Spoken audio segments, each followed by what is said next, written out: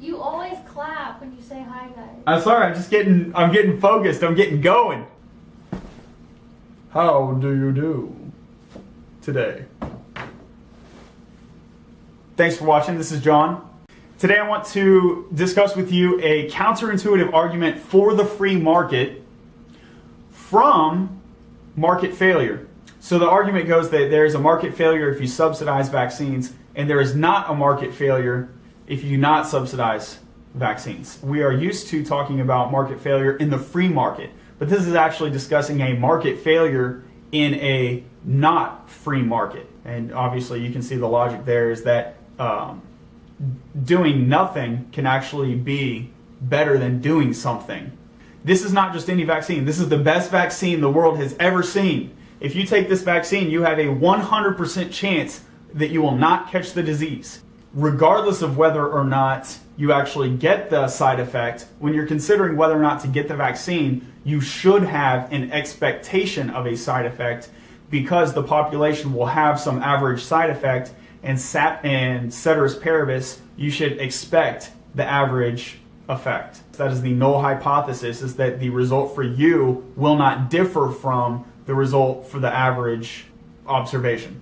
This disease, the way it works is it's contagious. Okay, so the one you're being vaccinated on, this is one of the elements that must be in any of these systems to which this example is applicable. And maybe it's not a vaccine, maybe it's just some medicine that completely kills the disease. But the point being is that, or maybe it just inhibits the contagion effect. So the point being is that you're not going to get it from these people who have already had the vaccine. So the end result is that the optimal situation for you is that everyone gets the vaccine except you. That is, if we take the policy solution of giving everyone the vaccine, there is a motive for that policy solution to be resisted. So and this is what we're calling a market failure. So there's different definitions of market failure. Individual preference does not lead to group optimal results. So that is the definition I'll be using in this example. So in this example, you do not want to have the vaccine, but it is in the interest of the group that you have the vaccine. Does that make sense? But if you do not have the vaccine, you get all the benefits plus additional benefits.